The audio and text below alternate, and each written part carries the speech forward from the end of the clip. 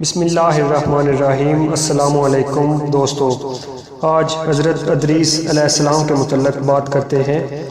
وجہ نام ادریس یہ ہے کہ پڑھانے کی کثرت کے سبب لقب آپ کا ادریس ہوا اور علم نجوم آپ کے معجزات میں سے ہیں۔ وہ زمین پر عبادت اللہ تعالیٰ کی کرتے، ان کو فرشتے سب آسمان پر لے جاتے۔ اللہ تعالیٰ نے فرمایا اور یاد کر کتاب میں ادریس کہ وہ سچا نبی تھا، ہر روز پیرہن سیتے تھے، ہر دم سینے میں تسبیح پڑھتے تھے اور وہ کسی سے سلائی کی اجرت نہ لیتے تھے۔ ایک روز کا ذکر ہے کہ وہ اپنے کام سے فراغت پا کر بیٹھے تھے کہ اس وقت ملک الموت بے آرزوئے تمام امر الہی سے آدمی کی صورت بن کر مہمان کے طور پر رات کو حضرت ادریس علیہ السلام کے دروازے پر آ پہنچے۔ ان حضرت صائم الظہر تھے۔ جب شام ہوتی افطار کے وقت کھانا آپ کا بہشت سے آتا تھا، جس قدر چاہتے کھا لیتے، باقی کھانا پھر بہشت میں چلا جاتا تھا۔ اور وہ اس دن کا کھانا بہت جب بہشت سے آیا تو حضرت ادریس علیہ السلام نے وہ کھانا اس مسافر کو بھی پیش کر دیا۔ مسافر نے کھانے میں سے کچھ نہ کھایا، قدم پر قدم اللہ تعالیٰ کی عبادت کرتا رہا۔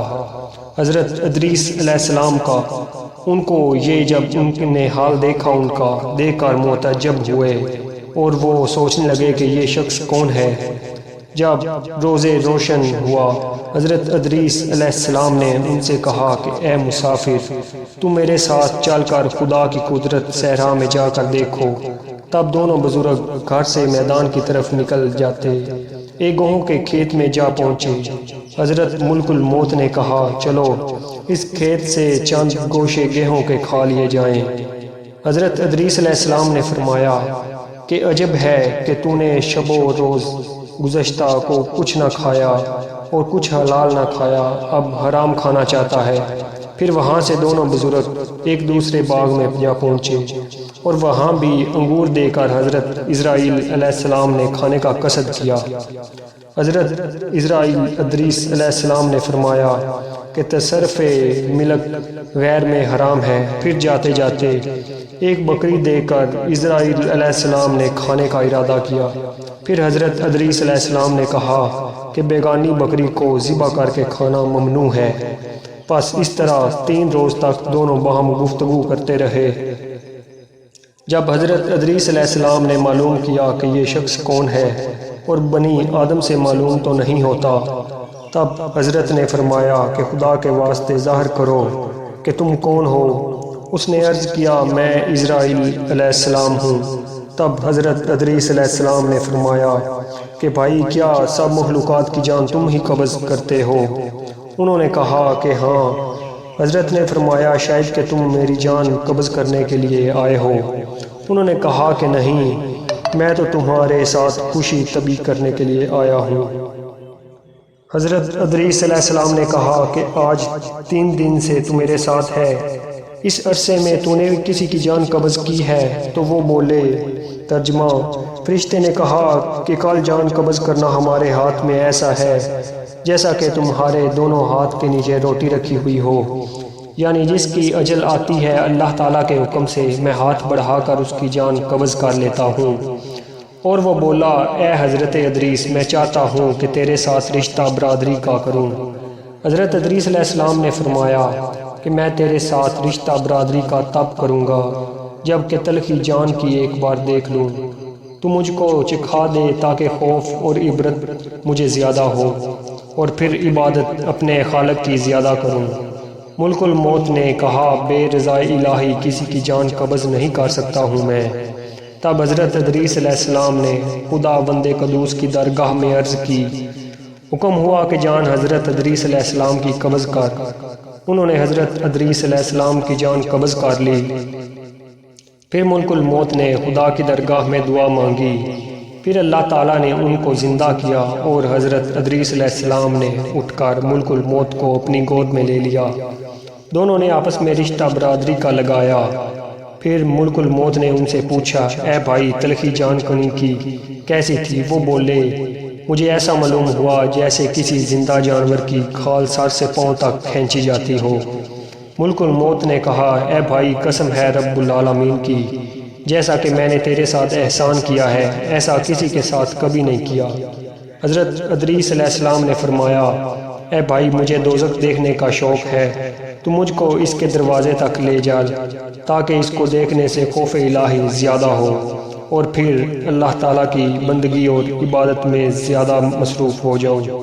تب ملک الموت نے خدا تعالیٰ کے حکم سے ان کو 7 طبق دوزخ کے دکھائے۔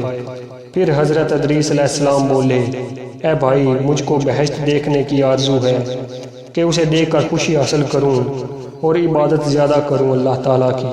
پھر ان کو بہشت کے دروازے پر لے گئے اور انہوں نے بہشت کے مناظر اپنی آنکھوں سے دیکھے۔ پھر کہنے لگے، اے بھائی میں تلخی جان کنی کی چکھ چکا ہوں اور دوزخ بھی دیکھی، مگر جگر میرا مارے پیاس کے جل گیا ہے، اجازت ہو تو بہشت میں جا کر ایک پیالہ پیوں۔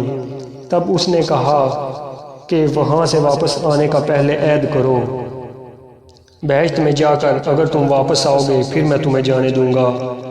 بوجہ شدید پیاس کے حضرت ادریس علیہ السلام نے واپس آنے کا عہد کیا، میں واپس آ جاؤں گا، اور بحکم الہی اپنی نالین درخت طوبی کے نیچے چھوڑ کر بہشت میں آپ داخل ہو گئے، کیونکہ عہد باہر آنے کا کیا تھا اور نالین کو بھی درخت طوبی کے نیچے چھوڑ کر آئے تھے۔ بہشت سے باہر نکل کر اپنی نالین کو لے کر بہشت میں جا کر درخت کے پر چڑھ گئے۔ سب کچھ دیکھنے کے بعد ملک الموت نے ان کو آواز دی کہ اے بھائی تاخیر مت کرو۔ اس کے جواب میں حضرت ادریس علیہ السلام نے فرمایا کہ اے مشفق جبار عالم فرماتا ہے ہر جی کو موت کا ذائقہ چکھنا ہے، اب تو میں مزہ جان کنی کا چکھ چکا ہوں۔ اور حق تعالیٰ فرماتا ہے، اور نہیں کوئی تم میں سے جو نہ پہنچے گا اس میں، سو میں دوزخ میں بھی پہنچ چکا ہوں۔ اور یہی جلیل و قدر فرماتا ہے کہ نہ پہنچے گی وہاں ان کو کوئی تکلیف اور نہ وہاں سے ان کو کوئی نکال سکے گا، یعنی جو بہشت میں ایک دفعہ چلا گیا پھر وہ باہر نہیں آئے گا۔ اے بھائی اب میں ہرگز باہر نہیں آؤں گا۔ اس کے بعد درگاہ الہی سے آواز آئی کہ حضرت ادریس علیہ السلام کو وہاں چھوڑ کر چلا جا۔ میں نے ان کی تقدیر میں یہی لکھا تھا۔ حضرت ادریس علیہ السلام موت کا مزہ چکھ کر اور دوزخ بھی دیکھ کر جنت میں جا رہے۔ تب عزرائیل بولے، ترجمان بہشت حرام ہے انبیاء پر جب تک کہ خاتم الانبیاء حضرت محمد صلی اللہ علیہ وآلہ وسلم بہشت میں نہ پہنچے۔ پھر آواز آئی، اے عزرائیل میں بہشت کو دریغ نہیں رکھتا ہوں، لیکن اول بہشت محمد صلی اللہ علیہ وآلہ وسلم داخل ہوں گے، بعد میں سب امت ان کی۔ اور قول دوسرا یہ ہے کہ طواف کرنے والے سب طواف کرتے رہے بہشت میں، اور حق تعالیٰ نے فرمایا اور اٹھا لیا ہم نے اس کو اونچے مکان پر۔ پس بہشت میں حضرت ادریس تو جا رہے اور ان کے فرزند سب فراق میں شب و روز گریہ وزاری میں تھے۔ ایک روز ابلیس لعنتی ان کے پاس آیا اور کہا کہ تم مت رویا کرو، تمہارے باپ کسی صورت میں بنا کر تمہیں دیتا ہوں، تم شب و روز اس کو پوجو، اس سے تمہارا سب دکھ درد جاتا رہے گا اور تم سب خوش رہو گے۔